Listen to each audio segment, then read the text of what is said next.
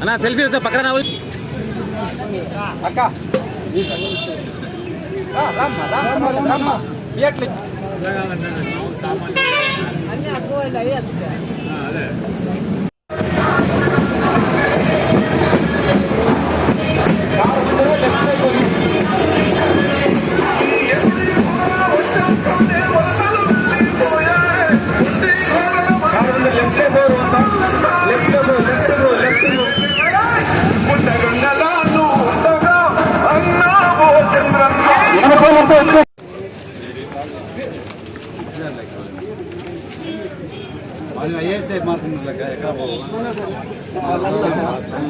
అవన్నీ ఐఏఎస్ అన్నట్లు ఎక్కడ పోయి మన కోట్ల కోసం కాదు మన కోట్ల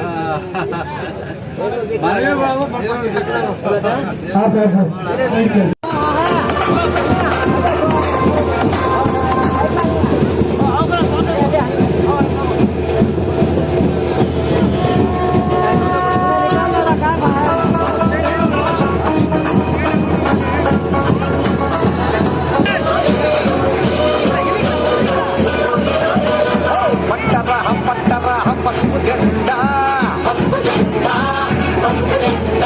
ప్రతి పట్టణం పల్లెలో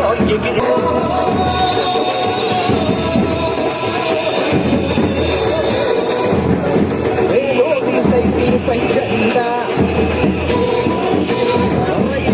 ట్రాక్టర్ పై జెండా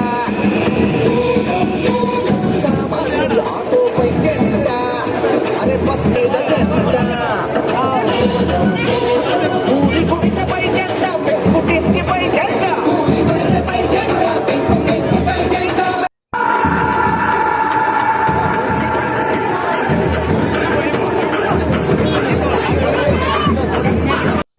తెలుగుదేశం పార్టీ నాయకులు చాలా సంతోషం. ఈరోజు తెలుగుదేశం పార్టీ ఈ పాల సముద్రం అంటే ప్రపంచ స్థాయిలో గుర్తింపు తెచ్చిన నాయకుడు చంద్రబాబు నాయుడు గారు అని చెప్పాలి. ప్రపంచ స్థాయిలో ఈ రోజు వరల్డ్ మ్యాప్ లో ప్రత్యేకంగా మన పాల సముద్రాన్ని చూస్తారు. ఆ పాల సముద్రంలో అమ్మ చెప్తాను తల్లి, ఇదంతా అయిపోయినాక నీదే లాస్ట్ ఫైనల్. కాబట్టి ఈ రోజు మన చుట్టూ భూములు కావచ్చు, ఎక్కడ చూసినా అభివృద్ధి అంటే చంద్రబాబు నాయుడు గారు కనిపిస్తున్నారు. పాల సముద్రం అంటే ఒక పక్క నాశం కనిపిస్తుంది, ఒక పక్క బెల్లు కనిపిస్తుంది, ఒక పక్క కియా మోటార్స్ అనుబంధ సంస్థలు కనిపిస్తున్నాయి. ఈ రోజు ఈ ప్రాంతం ఈ విధంగా సస్యశ్యామలంగా ఉంది అంటే ఆ ఘనత చంద్రబాబు నాయుడు గారు అనే విషయం మీరు అందరూ గుర్తించాలి. ఈ రోజు ఏ గ్రామానికి పోయినా బాబు ఎక్కడికి పోతున్నావు అంటే, మేడం చంద్రబాబు నాయుడు గారు తెచ్చిన కియా ఫ్యాక్టరీకి పోతున్నాం, నాసానికి పోతున్నాం, బెల్లుకు పోతున్నాం. అధికారంలో చంద్రబాబు నాయుడు గారు ముఖ్యమంత్రిగా ఉన్నప్పుడు మహిళా సాధికారత అవసరం అని చెప్పి బెంగళూరు నుంచి గార్మెంట్స్ పెట్టించారు మేడం, గార్మెంట్స్ పోతున్నాం అంటున్నారు.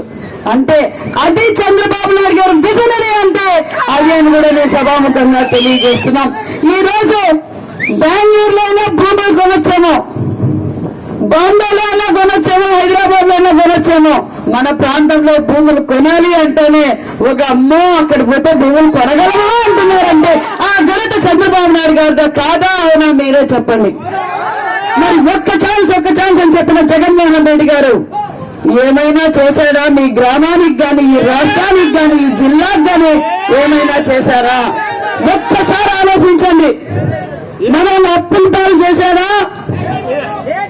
రాష్ట్రాన్ని అప్పుల పాలు చేసిన సీఎం ఎవరంటే జగన్మోహన్ రెడ్డి గారనే చెప్పాలి. ఈ రోజు ఈ ఊరు నుంచి, ఈ పంచాయతీ నుంచే కియాకి ఎంతమంది పోతున్నారు, బెల్లుకి ఎంతమంది పోతున్నారు, ఎన్ని విధాలుగా మనం సంపద తీసుకుంటున్నాము ఒక్కసారి ఆలోచించండి. ఈ కియా మోటార్స్ రాకపోతే మన పిల్లలు ఎక్కడికి పోవాలి చెప్పండి? వలస పోవాలా? ఈ రోజు 10th క్లాస్ చదివిన దగ్గర నుంచి MBA సాఫ్ట్వేర్ చేసిన వాళ్ళందరూ కూడా కియాకి పోతున్నారు. లక్షణంగా మన ఇంటి ముందు బస్సు వస్తుంది, డ్యూటీ చేసుకుని మన ఇంటి దగ్గరికి సాయంకాలానికి తల్లిదండ్రులతో పిల్లలు ఉంటున్నారు. అదొక సంతోషం, ఒక పక్క సంపద. అది చంద్రబాబు నాయుడు గారికి తెలుసు. విజనరీ అంటే ఏమో తెలుసు, సంక్షేమ పథకాలు ఏంటో తెలుసు. సంపద సృష్టించిన నాయకుడు మన చంద్రబాబు నాయుడు గారు. మరి ఈ పాల సముద్రం నాయకులకు నేను ఛాలెంజ్ చేస్తున్నా, ఒక్క ఛాన్స్ అని చెప్పి అధికారంలోకి వచ్చాక ఏమైనా మీ గ్రామానికి అభివృద్ధి చేశారా అని మిమ్మల్ని అడుగుతున్నా. ఏం పెద్దమ్మా, ఏమైనా చేశారా? ఏమైనా చేశారా? కరెంటు బిల్లులు పెంచారా? 8 సార్లు పెంచారు కరెంటు బిల్లులు. ఆర్టీసీ ఛార్జీలు పెంచారు, నిత్యావసర సరుకులు పెంచారు, సంపూర్ణ మద్యపాన నిషేధం అన్నాడు. అదే ఎమ్మెల్యేలు, అదే మంత్రులు ఫ్యాక్టరీలు పెట్టి కల్తీ ముందు ప్రజల మీద వదిలి వాళ్ళ ప్రాణాలతో ఆడుకుంటున్నారు వైసీపీ నాయకులు. అంతేకాదు అగ్గిపెట్టి కాడి నుంచి మంచి నూనె వరకు రేట్లు పెంచేశారు. గ్యాస్ సిలిండర్లు చూడండి, ఈ రోజు ఒక్క ఉద్యోగం ఏమని ఇచ్చారా చెప్పండి? మీ గ్రామంలో ఒక టీచర్ పోస్టో, ఒక పోలీసు, లేకపోతే గ్రూప్ 1 గ్రూప్ 2 ఈ 5 సంవత్సరాలుగా మీకు ఎవరికైనా ఉద్యోగాలు ఇచ్చారా? మీకు మీ ఊర్లో, మీ ఊర్లోనే కాదు రాష్ట్ర వ్యాప్తంగా ఇవ్వలేదు ఆయన. కాబట్టి మిమ్మల్ని అందరినీ కోరుకునేది ఒకటే, ఈ రోజు చంద్రబాబు నాయుడు గారు ఈ 5 సంవత్సరాలుగా ఈ అరాచక పాలన చూసి సామాన్యమైన కుటుంబాలు, అన్ని వర్గాల వాళ్ళు బాగుపడాలనే ఉద్దేశంతో మన మేనిఫెస్టో వదిలిచారు. 3 రోజులైంది. 3 రోజుల నుంచి ప్రజల్లో ఒక ఆనందం, ఒక ధైర్యం, చంద్రన్న రాబోతున్నారు, ఈ రాష్ట్రానికి రూపురేఖలో మారిపోతున్న ధైర్యంతో ప్రజలున్నారు. ఈ రోజు ఆ జగన్మోహన్ రెడ్డి గారు పెట్టిన మేనిఫెస్టో గాలికి వచ్చిన వాళ్ళు గాలికే కొట్టుకుపోయారు. ఒక్క ఛాన్స్ అన్నారు, ఒక్క ఛాన్స్ తో ఇంటికి పోవడానికి సిద్ధమైంది వైసీపీ పార్టీ.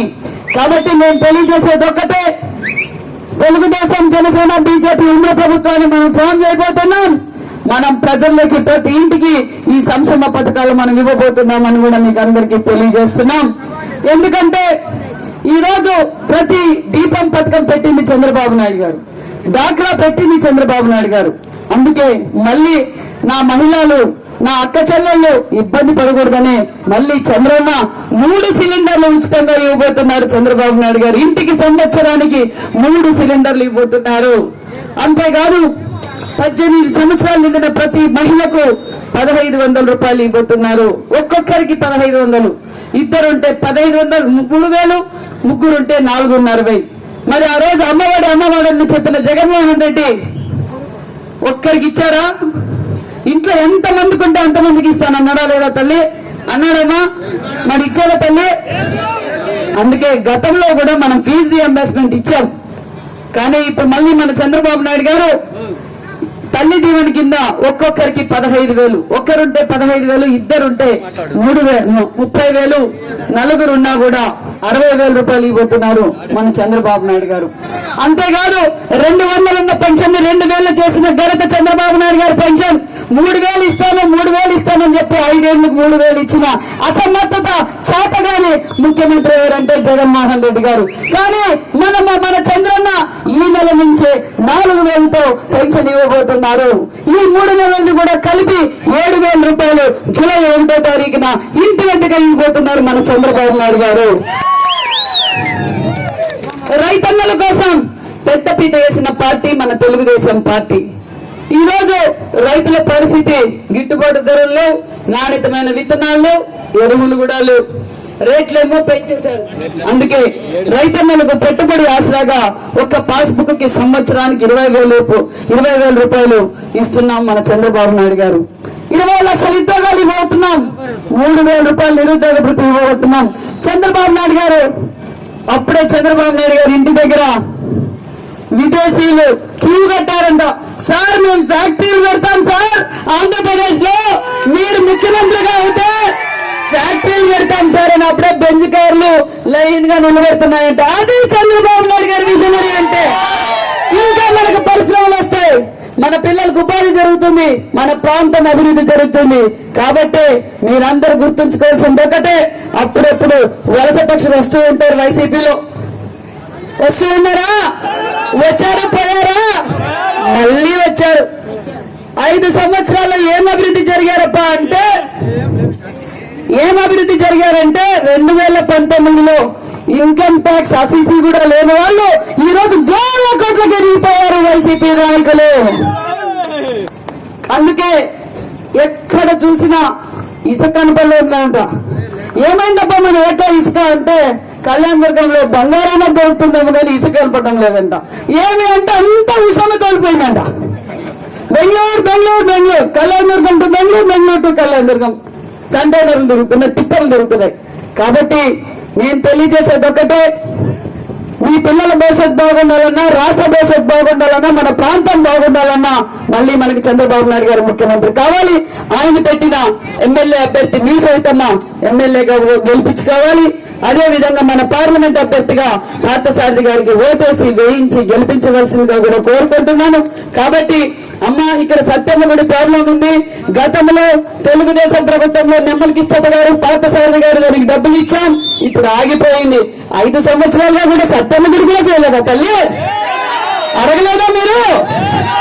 మరి 2 మంత్రులు వచ్చారు, ఆయనేమో శంకరనారాయణ గారు వచ్చారు, మళ్ళీ ఇక్కడ సర్పంచులు ఉన్నారు, జెడ్పీటీసీలు ఉన్నారు, మరి మళ్ళీ ఇప్పుడు హుషం వచ్చారు, చేయలేదా తల్లి? ఆ తల్లి కాబట్టి మేమే పూర్తి చేస్తాం, గుడి పూర్తి చేసి మీకు ప్రజల కోసం మళ్ళీ గుడి ఓపెనింగ్ కూడా పార్థసారథి గారు, సవితమ్మ గారు వచ్చి మీ గుడి పూర్తి చేస్తామని కూడా ఈ సభాముఖంగా మీకు తెలియజేస్తున్నాం. ముఖ్యంగా దళిత సోదరులారా, ఈ వైఎస్ఆర్ పార్టీకి దళితులంటే చిన్న చూపు. ఎందుకంటే నా దళితులని చెప్పి ఆ రోజు ఓట్లు వేయించుకొని మీ దళిత బిడ్డని చంపి ఇంటికి పార్సల్ పంపించిన party YCP party. Doctor Sudhakar గారు తెలుసు, ఒక దళిత డాక్టర్ సుధాకర్ గారు, అయ్యా జగన్మోహన్ రెడ్డి గారు, నేను ఒక డాక్టర్ని, ప్రజలకు సేవ చేస్తాను, 4 మాస్కులు 4 శానిటైజర్లు ఇప్పివయ్యా అని పేపర్ ప్రింట్ ఎదురుగా అడిగితే అతనికి మెంటల్ వచ్చిందని చెప్పి హెరాస్మెంట్ చేసి చంపిన డాక్టర్ జగన్మోహన్ రెడ్డి గారు, ఆ దళిత డాక్టర్ను చంపిన నాయకుడు. ఇలా వేలాది మంది, వందలాది కుటుంబాలు ఆత్మహత్యలు చేసుకున్నారు, దళిత కుటుంబాలు. అంతేకాదు దళిత సంక్షేమ పథకాలు గతంలో తెలుగుదేశం పార్టీలో ఉండేటివి, ఇప్పుడు ఆ దళిత సంక్షేమ పథకాలు మీకు వస్తున్నాయా? ఎస్సీ కార్పొరేషన్ లోన్లు వచ్చాయా? మరి ఒక్కసారి ఆలోచించండి, మళ్ళీ మోసపోవద్దండి. ఒకరికేమో దళితులను ఇంట్లోకి రానేరంట ఉషమ్మ గారు, ఏమి దళితులను ఇంట్లోకి రానేరంట. మరి దళితుల ఓట్లయితే కావాలా? కాబట్టి వాళ్ళు మన బిఆర్ అంబేద్కర్ గారు ఇచ్చిన ఓటు హక్కులు మనం సద్వినియోగం చేసుకుందాం. ఓటేసే ముందు ఒక 5 నిమిషాలు ఆలోచించండి. మీ భవిష్యత్తు, మీ పిల్లల భవిష్యత్తు, రాష్ట్ర భవిష్యత్తు, పాల సముద్రం, మరికొన్ని ఫ్యాక్టరీలు రావాలంటే మళ్ళీ మనకు చంద్రబాబు ముఖ్యమంత్రి కావాలని మీకు ఈ సభాముఖంగా మీకు కోరుకుంటున్నాం. అంతేకాదు ఉషమ్మకు డబ్బులున్నాయి తల్లి, సంచులైనా ఈగదు. సవితమ్మ దగ్గర, పార్థసారథి దగ్గర ఎవరున్నారు? తెలుగుదేశం పార్టీ ఉంది, ప్రజలు ఉన్నారు, మేము చేసిన అభివృద్ధి నా దగ్గర ఉంది. కాబట్టి వాళ్ళు ఇచ్చిన డబ్బులు తీసుకోండి, ఏం ప్రాబ్లం లేదు. 10,000 ఓటుకి ఇచ్చినా తీసుకోండి, ఏం 10 రోజుల్లో అయిపోతుంది. 5 సంవత్సరాల జీవితాన్ని చూడండి. డబ్బులు తీసుకోనన్నా నాకేం అభ్యంతరం లేదు, ఎందుకంటే మన దగ్గర నుంచి దోచుకోండి డబ్బులు అవి. కాబట్టి మీరు ఆ డబ్బులు తీసుకోండి, మన సైకిల్ గుర్తుకు ఓటేసి వేయించి గెలిపించండి. నవరత్నాలు అన్నాడు. ఏమ్మా అన్న, మీరు సాయంకాలం దాకా క్వార్టర్ ఎంతనా? 90నా ఏమంటారు? క్వార్టర్ ఎంత? ముందు ఎంత ఉంది? 100 రూపాయలు క్వార్టర్ మీద పెంచాడా? నెలకు 3,000 మరి 12 నెలలకి ఎంతనా? 36,000 అమ్మవాడు ఎంత ఇస్తున్నాడన్నా? 13,000 ఇస్తున్నాడు. నాన్న బుడ్డి నుంచి 36,000 దొబ్బేసి 13,000 అమ్మవాడు ఇస్తే మా అక్క చెల్లెళ్ళు అబ్బో జగనన్న 13,000 అమ్మవాడు వేసినాడు అనుకుంటున్నారు.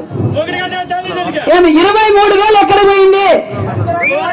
23,000 ఎక్కడికి పోయింది?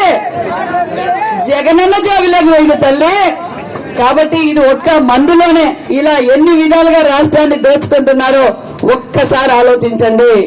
కాబట్టి మీరందరూ సైకిల్ గుర్తుకు ఓటేసి వేయించి మీ సవితమ్మని, మీ పార్థసారథి గారిని అఖండ మెజార్టీతో గెలిపించవలసిందిగా కోరుకుంటూ, నువ్వేం టెన్షన్ పడవద్దు, అప్పుడే చెప్తున్నావు నేను వచ్చినప్పటి నుంచి నువ్వు నాకు సైగ చేస్తూనే ఉన్నావు అక్కయ్య. నీ సత్యమ్మ గుడి పూర్తి చేసే బాధ్యత మీ సవితమ్మది, మీ సవితమ్మది.